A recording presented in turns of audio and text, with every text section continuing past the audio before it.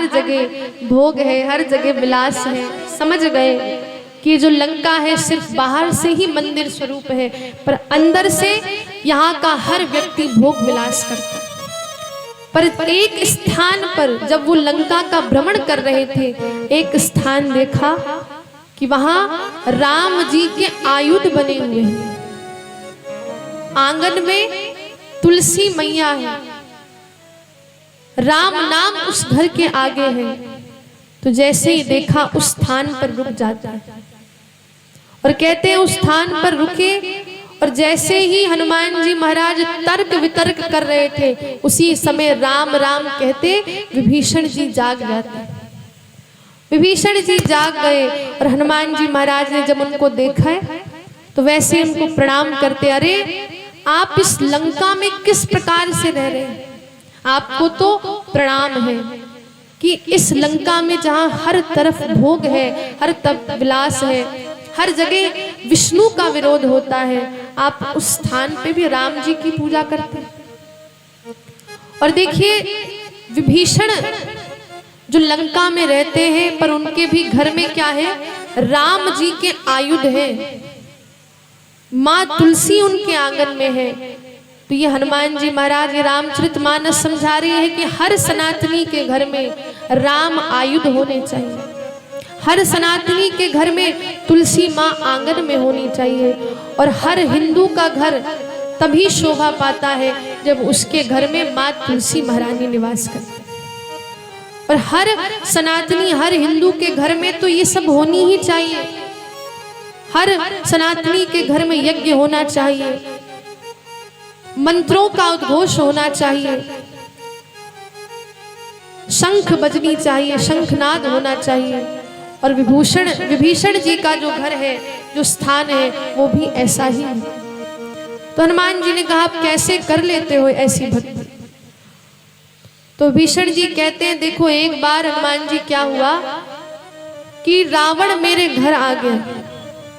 रावण ने देखा कि मेरे घर के पत्थर में राम राम लिखा हुआ है।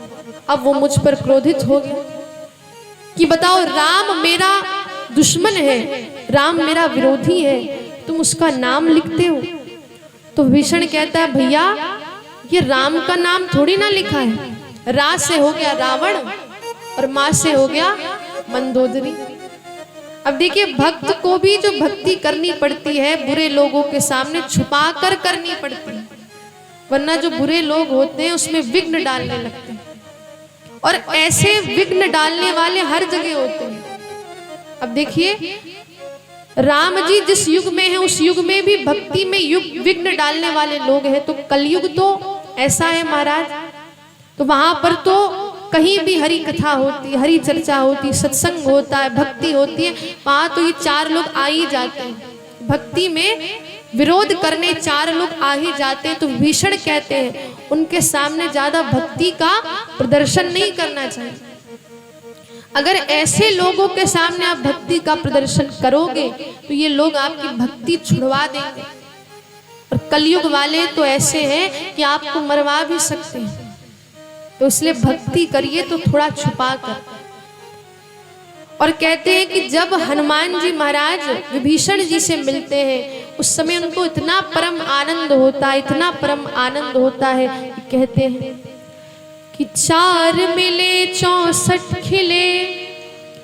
कि जब हनुमान जी महाराज और विभीषण जी का मिलन होता है तो क्या होता है, 4 मिले 64 खिले। जब एक भक्त दूसरे भक्त से मिलता है तो क्या होता है, तो कहा 4 मिलते हैं। क्या 4 मिलते हैं? 2 एक भक्त की आंखें होती हैं और 2 आंखें दूसरे की, तो कहा 4 मिले। फिर कहा 64 खिले, 32 दांत एक भक्त के और 32 दांत दूसरे के, तो कहा 4 मिले 64 खिले। रहे 20 कर जोई, जो हाथ कितनी उंगलियां होती हैं, 10। तो जब दोनों भक्त एक दूसरे को प्रणाम करते हैं तो दोनों हाथों की मिलाकर के 20 उंगलियां एक दूसरे को प्रणाम करते हैं। प्रेमी से प्रेमी मिले पुल के 7 करोड़।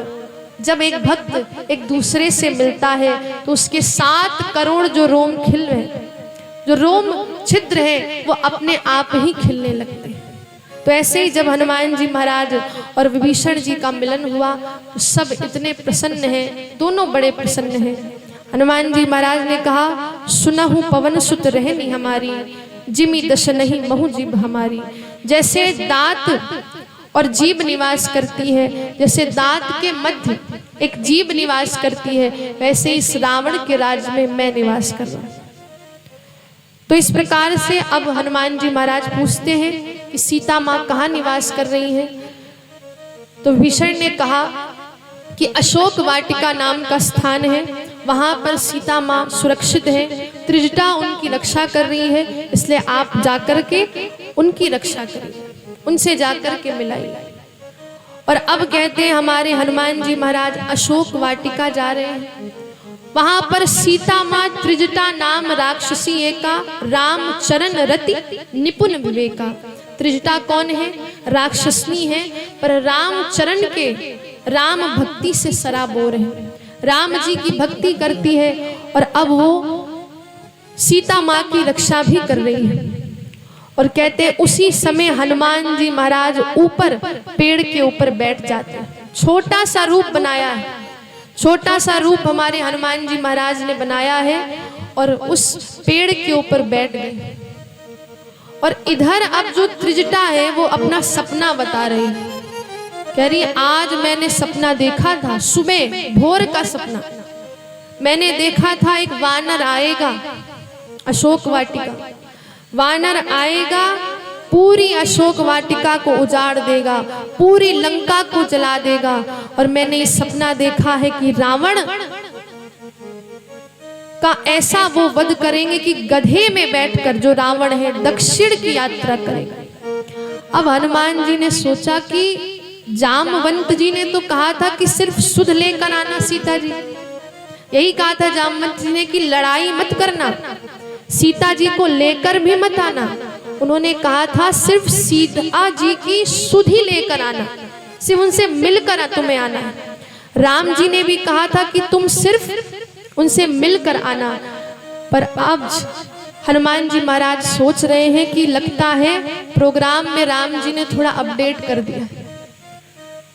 आज राम जी इस त्रिजटा के माध्यम से मुझे बताना चाह रहे हैं कि तुम्हें इस लंका को उजाड़ के आना है, इस लंका को जला के आना है। राम जी वहां तो बता नहीं पाए, तो इसलिए सपने के माध्यम से मुझे बता दिया। कहते हैं कि अब हनुमान जी महाराज ने अपनी मुद्रिका डाल दी। मुद्रिका जैसे ही डाली, सीता माँ को लगा ये मुद्रिका तो मेरे राम जी की है, और राम जी की मुद्रिका यहाँ कैसे आ गई, संशय हो गया। उन्होंने सोचा, एक मन में भाव आया, लगता है किसी ने नकली बनाकर मुद्रिका मेरे पास फेंक दी। फिर कहते हैं हनुमान जी महाराज राम कथा प्रारंभ करते हैं। और आप जानते हो राम कथा कैसी है कि जिसे श्रवण कर मिट जाती है, जिसको सुनने से ही मोह, अंदर का जो मोह है वो सब समाप्त हो जाता है। तो जैसे ही सीता जी ने हनुमान जी के मुख से राम कथा को श्रवण किया, उनका संपूर्ण मोह खत्म हो जाता है। और अब वो सोच रही हैं कि ये राम कथा मुझको कौन सुना रहा है। तो तब कहते हैं कि हनुमान जी महाराज छोटा सा रूप बनाकर आ रहे हैं, और छोटा सा रूप बनाया और कहते हैं, हनुमान जी महाराज अपना परिचय देते हैं कि राम दूत में मातु जानकी, राम दूत में मातु जानकी, राम दूत में मातु जानकी, राम दूत में मातु जानकी, राम दूत में मातु जानकी, सत्य शपथ करुणा निधान की, सत्य शपथ करुणा निधान की, सत्य शपथ करुणा निधान की, सत्य शपथ करुणा निधान की। जय सिया राम बोलो, जय सिया राम, जय सिया राम बोलो, जय सिया राम, जय सिया राम बोलो, जय सिया राम, जय सिया राम बोलो, जय सिया राम। हनुमान जी महाराज अपना परिचय देते हैं कि राम दूत मैं मातु जानकी। कहा कि माँ मैं राम जी का दूत हूँ। और किसकी शपथ खा रहे हैं? सत्य शपथ करुणा निधान। और कहते जैसे ही करुणा निधान शब्द सुना, सीता माँ को ये मालूम चल गया, पक्का हो गया कि ये राम जी के ही दूत हैं। क्यों पक्का हो गया?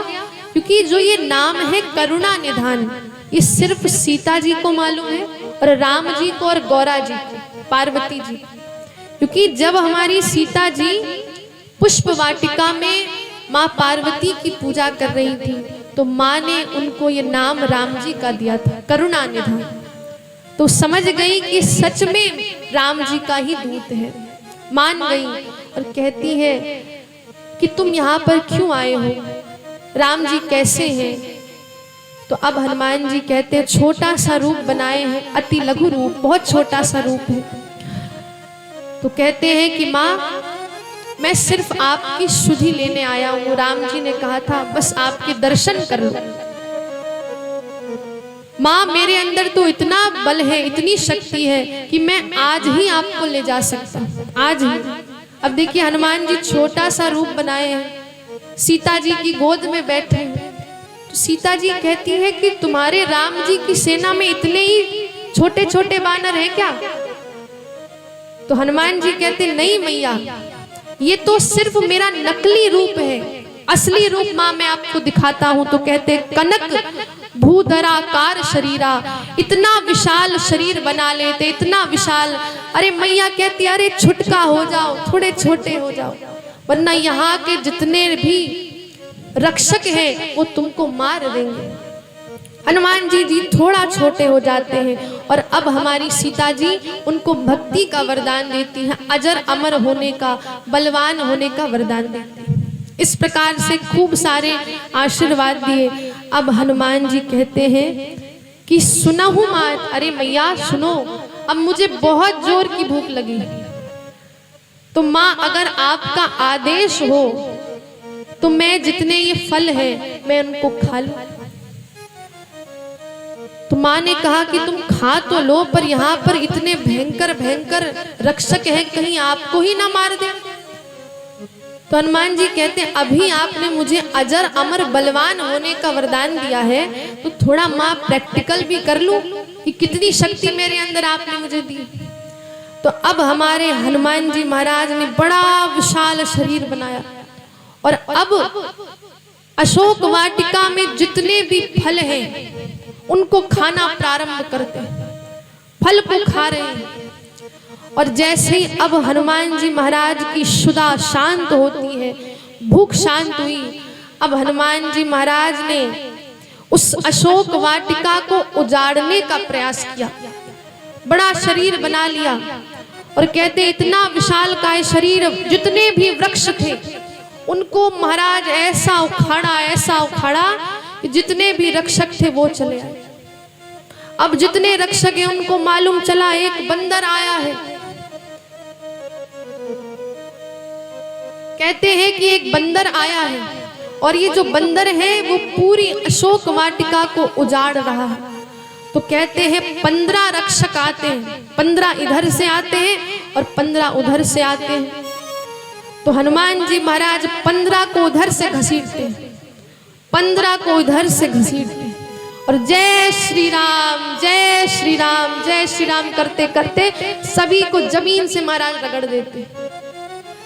कहते 3 बार जय श्री राम कहते कहते उन जितने भी रक्षक आ रहे हैं उन सबका वध कर रहे हैं।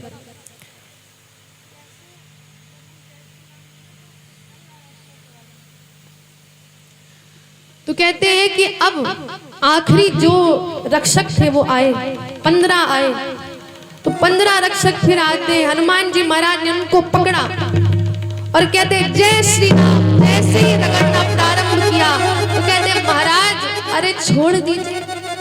हनुमान जी ने कहा क्यों छोड़े? कहा हमारा लास्ट बचे हैं, अगर हमको मार दोगे तो आपके बारे में बताएगा कौन रावण, इसलिए हमको महाराज छोड़ दीजिए, हम आपके बारे में उस रावण को सब कुछ बता देंगे। तो हनुमान जी महाराज ने पूछा कैसे बताओगे? तो कहा पूरी फीलिंग के साथ महाराज बताएंगे, कैसे आपने रगड़ा है हमको सब कुछ बताएंगे। अब हनुमान जी महाराज के डर से वो जो 15 राक्षस थे वो रावण के पास जाते, अरे महाराज एक बंदर आ गया है, एक कपी आ गया है और पूरी अशोक वाटिका को वो उजाड़ रहा है। रावण ने कहा कि तुम क्या कर रहे थे? कहा महाराज हमको तो छोड़ दिया है लास्ट समझ के, वरना हमारी भी हालत ऐसी हो जाती, हमारी भी फिर डेड बॉडी ना मिलती। आप हम आपको सिर्फ बताने आए हैं कपी आ गया है, थोड़ा संभल कर रही। तो कहते हैं कि अब रावण ने भट्ट को भेजा। किसको भेजते हैं अब रावण? भट्ट को। तो कहते हैं कि अब भट्ट जाते हैं और अब वो हनुमान जी को मारने का प्रयास करते हैं। तो हनुमान जी महाराज ने एक वृक्ष को उखाड़ा, वृक्ष को उखाड़ते हैं महाराज, और वृक्ष को जैसे झाड़ू माताएं आप लोग लगाती हैं, उस वृक्ष का ऐसा झाड़ू लगाते हैं, ऐसा झाड़ू लगाते हैं कि सारे जो भट्ट हैं वो मर जाते हैं। कहते हैं जय श्री राम करके उनको परम धाम भेज देते। अब फिर वो रावण के पास आते हैं, कहते महाराज हम तो इनसे लड़ नहीं पाएंगे। रावण कहते अरे तुम मूर्ख हो, तुम्हें पीछे से जाना चाहिए उनके पास, आगे से चले जाओगे तो यही हालत होगी तुम्हारी। तो कहते हैं भट्ट अरे महाराज पीछे से 15 लोग गए थे, और जैसे ही 15 लोग गए उन्होंने हनुमान जी महाराज ने अपनी पूंछ से ऐसा लपेटा और जय श्री राम ऐसा हवा में फेंक दिया कि नीचे वो टपके ही नहीं। कहते अभी तक उनकी जो डेड बॉडी हमको मिली नहीं है, और हमें लग रहा है कि सूरज के चक्कर वो सैटेलाइट के रूप में लगा ही रहे होंगे। अब कहते हैं कि उसके बाद रावण का जो बेटा है अक्षय जाता है। अक्षय के साथ कौन जाते हैं? सुभट जाते हैं। पहले भट्ट को भेजा, अब सुभट को भेज रहे हैं। कहते हैं अक्षय कुमार जैसे ही पहुंचा, हनुमान जी महाराज ने फिर वृक्ष को उखाड़ा और उखाड़ते हैं और उसके रथ पर ऐसा मारते हैं कि उसी समय महाराज उसकी चटनी बन जाती है। उसकी चटनी बन गई और महाराज अब जो सुभट जा रहे हैं हनुमान जी महाराज को मारने के लिए, हनुमान जी महाराज उनको देखिए कैसे मारते हैं। हनुमान जी महाराज ने कहा कि अब हम तुम्हें रगड़ कर नहीं मारेंगे, झाड़ू लगाकर भी नहीं मारेंगे, नई स्टाइल से मारेंगे। और नई स्टाइल अब कैसी है? आपने जुआ देखा है? जुआ बालों में होता है, तो जुआ को कैसे लोग मारते हैं? पहले जमाने में लोग क्या करते थे, ऐसे बड़े प्रेम से जुआ को निकालते, फिर बड़े प्रेम से नाखून में रखते और फिर जुए को मारते थे। तो हनुमान जी महाराज ने भी क्या किया, एक एक सुभट को ले रहे हैं, एक सुभट को अपने हाथों के बीच में ऐसे मार रहे हैं, जय श्री राम जय श्री राम जय श्री राम करते हुए सारे सुभटों का हमारे हनुमान जी वध। बोले हनुमान जी महाराज। अब कहते हैं सुभटों का वध कर दिया हनुमान जी महाराज ने। अब कहते हैं कि कुछ जो सुभट बचे थे रावण के पास आते हैं, महाराज बंदर नहीं आया है। रावण कहता है कौन फिर आया है? तो कहा मरकट आया है। मरकट, मरकट का मतलब आप जानते, जो मारता है और काटता है। इतना मार रहा है महाराज, उसके सामने बचकर रहिएगा। अब कहते हैं कि हनुमान जी महाराज को मारने के लिए मेघनाथ जी जा रहे हैं। किसके साथ जा रहे हैं? महाभट्ट के साथ। पहले भट्ट को भेजा, फिर सुभट को भेजा, अब महाभट्ट के साथ मेघनाथ जी जा रहे हैं। मैं मारूंगा।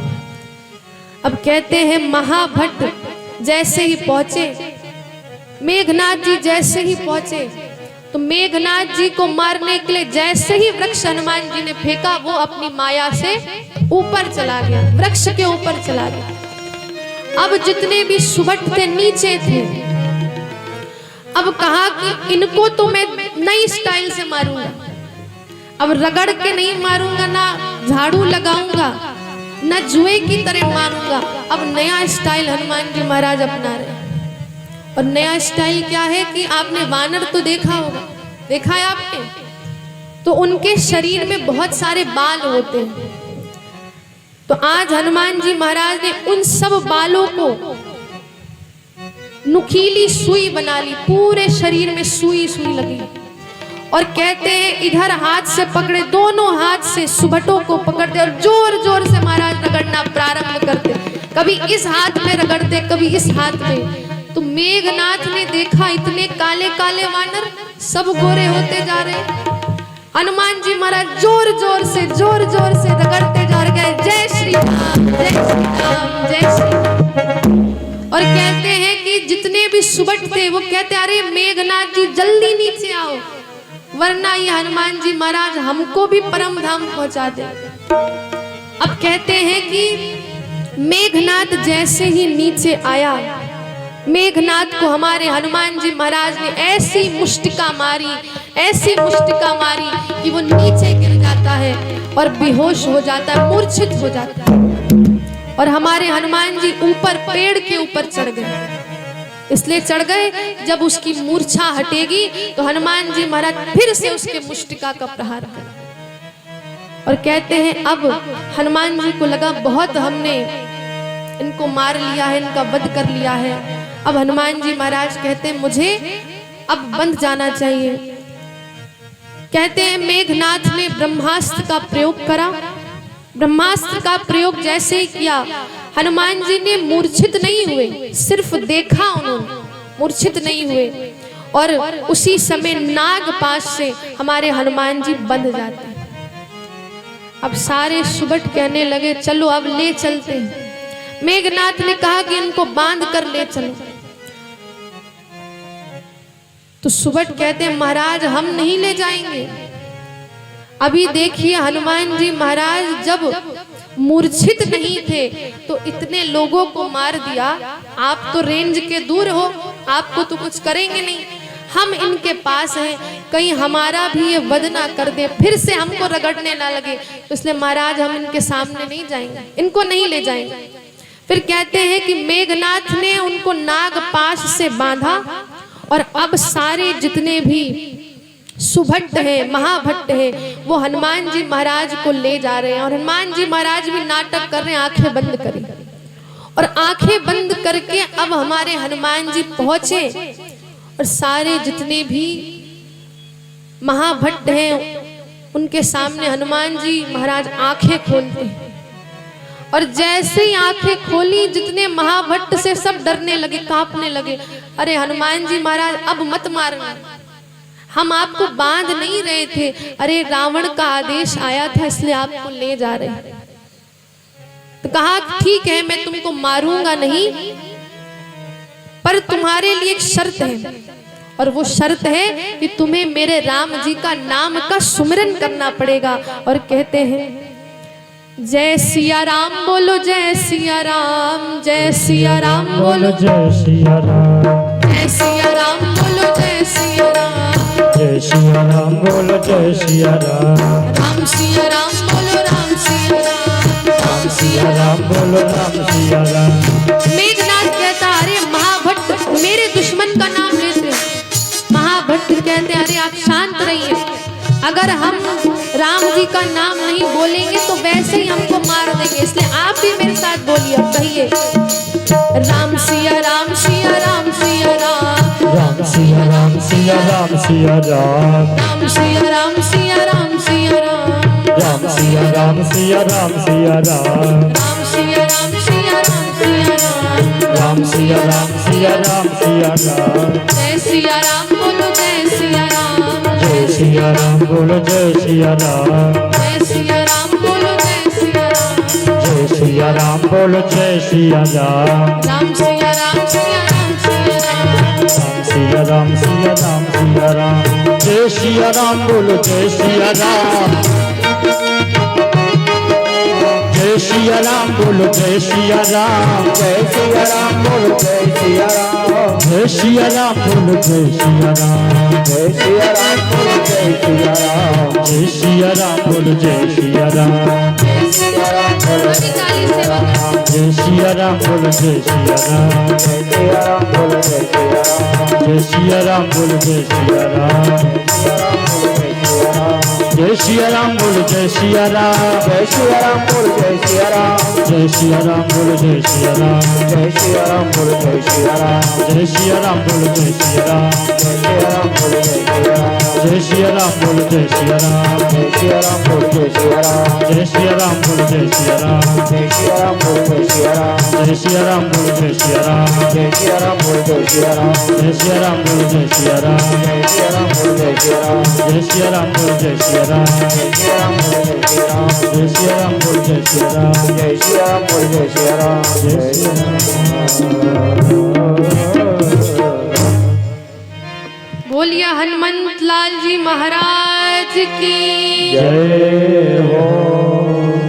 तो इस प्रकार से हमारे हनुमान जी महाराज अब रावण की सभा में आते हैं और अब रावण कहता है कि इस बानर से तुम सब डर रहे हो, इस बानर से डर रहे हो, और ये बानर है, अब इसको बांध लिया है, भी कुछ नहीं करेगा। अब हमारे जो हनुमान जी महाराज हैं रावण को सिखा रहे हैं, देख रावण अभी भी तेरे पास समय है कि तू अपने स्वभाव को छोड़कर मेरे राम जी की शरण में आ जा। अपने स्वभाव को छोड़ दे रावण। और मैंने तो तेरे बारे में इतना सुना है कि तू इतना बड़ा ज्ञानी है, इतना पंडित है, और फिर भी तुम हनुमान जी महाराज कह रहे फिर भी तुम भक्ति नहीं करते हो। अरे पंडित हो, ब्राह्मण हो, वेद पाठी हो, इतने ज्ञानी हो, और फिर भी राम जी के बारे में नहीं जानते हो। रावण कहता अरे बानर, बंदर हो और तुम हमको समझा रहे हो, शांत रहो वरना अभी हम तुम्हारा वध कर देंगे। विभीषण समझाते हैं देखो इनको मारने की आवश्यकता नहीं है क्योंकि इन्होंने अपना परिचय दिया है, रात दूत है, ये राम जी के दूत हैं और दूत को मारा नहीं जाता है। इसलिए विभीषण कह रहे हैं उसको मारिए मत, इसके साथ कुछ और आप कर सकते हो पर मारो मत इसको। हनुमान जी महाराज बहुत समझाते हैं, बहुत समझाते हैं, और रावण से कहते हैं देखो कि मैं वो नहीं हूं। तुम्हारे सामने बहुत से ऐसे लोग आते हैं जो तुम्हारी प्रशंसा करते हैं, पर मैं तुम्हारी प्रशंसा नहीं कर रही। लोग तुम्हारे सामने डर के तुम्हारी प्रशंसा करते हैं, पर मैं तुम्हारी प्रशंसा नहीं करूंगा। और हनुमान जी महाराज रावण से कहते हैं देखो रावण, दो प्रकार के फोटोग्राफर होते हैं। एक फोटोग्राफर तो होता है जो शादियों में फोटो खींचते कैमरा वाले, और एक होते हैं एक्सरे वाले।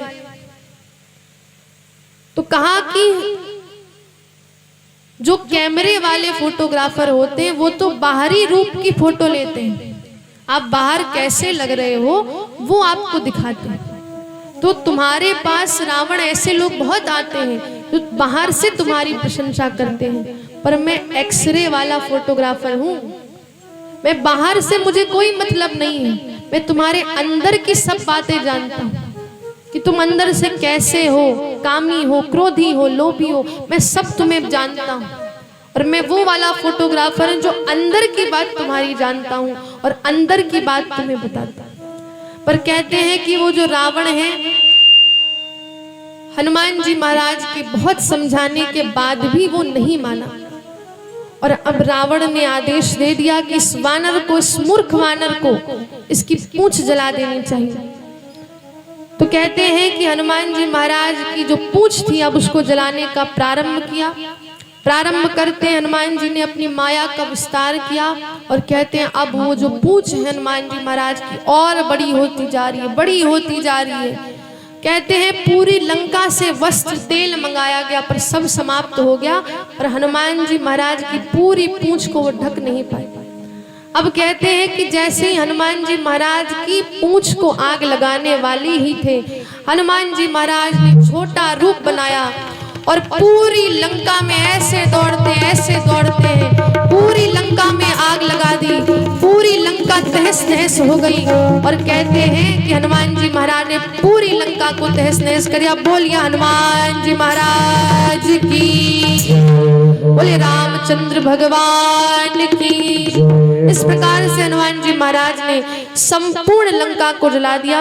और कहते हैं जब जा रहे थे राम जी के पास तो माँ से कहते हैं, माँ आप अपनी भी कोई वस्तु, प्रिय वस्तु मुझे दीजिए। तो कहते हैं चूड़ामणि उतार कर हमारी माँ हनुमान जी महाराज को देते। अब हनुमान जी महाराज चूड़ामणि लेकर माँ से आशीर्वाद लेकर अब राम जी के पास जा रहे हैं और कह रहे हैं कि प्रभु की कृपा भयहु सब काजू, प्रभु की कृपा भयहु सब काजू। हनुमान जी महाराज कह रहे हैं जो भी मैंने किया है वो अपने बल से नहीं, सिर्फ प्रभु की कृपा से। तो गाइए, प्रभु की कृपा भयहु सब काजू, प्रभु की कृपा भयहु सब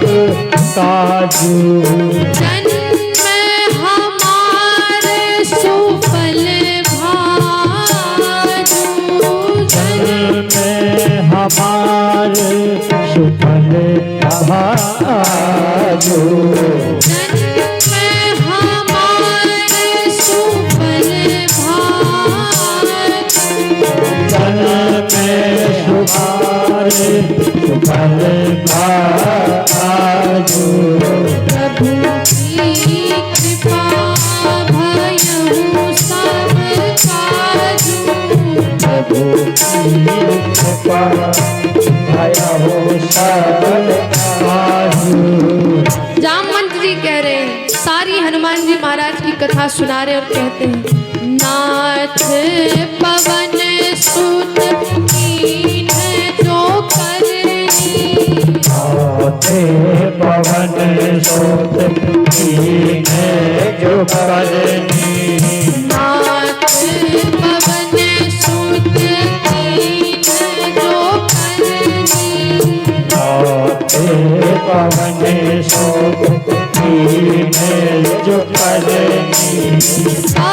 साहु मुख ना जाई सोई बरनी, नहीं दादा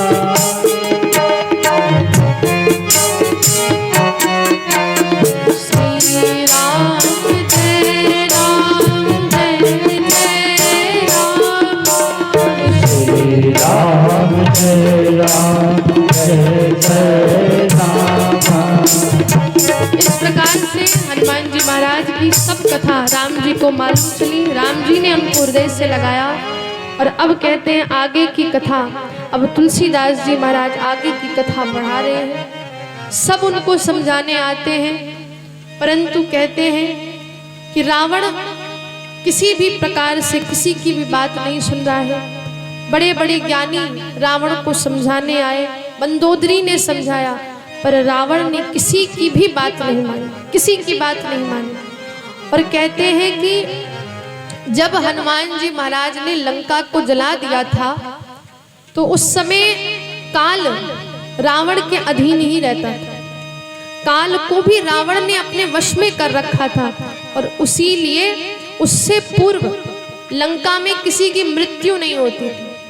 पर जब से लंका में आग लगी, हनुमान जी महाराज ने लंका में काल को मुक्त कराया और उसके बाद से ही लंका में मृत्यु प्रारंभ होती है। और इस प्रकार से अब सुग्रीव जी महाराज कहते हैं कि अब सीता जी का पता भी लग गया है, अब विलंब नहीं करना चाहिए। विलंब ना करके अब हम हनुमान जी महाराज की सहायता से, सब कपियों की सहायता से सीता माँ को लाने का प्रयास करते हैं। और उसी समय कहते हैं विभीषण जी आते हैं। विभीषण जी ने अपना परिचय दिया कि मैं लंकेश का भाई हूँ और मुझे लंकेश ने निकाल दिया, इसलिए मैं आपकी शरणागति को स्वीकार करता हूँ। कहते हैं राम जी ने उस विभीषण को, जो दुश्मन का भाई है, उसको भी अपना लिया। ऐसे हमारे दयालु राम हैं जिन्होंने उस विभीषण को भी अपनाया है। और अब आगे की यात्रा प्रारंभ होती है, आगे कथा बढ़ती है कहती हैं अब हमें विलंब नहीं करना चाहिए और अब इस समुद्र को पार करने का सभी जितने भी कपि हैं, जितने भी बानर हैं, राम जी अब वो कैसे इस समुद्र को लांग कर जाएं। तो उसी समय कहते हैं कि हनुमान जी महाराज ने राम जी से विनय किया कि आप ही कुछ प्रयास कीजिए, आप ही उपाय कीजिए। तो कहते हैं कि 3 दिन तक राम जी ने समुद्र के सामने विनय किया, हाथ जोड़कर खड़े रहे कि आप हमें रास्ता दीजिए। और कहते हैं विनय न मानत जलधि जड़, ये जो जड़ समुद्र है उसने कोई भी बात राम जी की नहीं मानी। और जैसे ही हमारे हनुमान जी महाराज के कथना अनुसार राम जी जैसे ही धनुष का संधान करते, जैसे ही धनुष मारने ही वाले थे, जैसे ही उस समुद्र को मारने वाले थे, वैसे ही समुद्र हाथ जोड़कर राम जी के सामने प्रकट हो गया कि मैं जड़ हूँ, मैं जड़ प्रकृति का हूँ, मेरे अंदर इतनी बुद्धि नहीं है, मैं आपको रास्ता नहीं दे सकता हूँ। आप ऐसा करिए, आपके ही समूह में 2 बानर ऐसे रहते हैं कि जो अगर पत्थर को छुएंगे तो वो तैरने लगे। तो कहते हैं कि अब समुद्र को लांघने के लिए सारे जितने कपि हैं वो पुल बनाने का कार्य प्रारंभ करते हैं।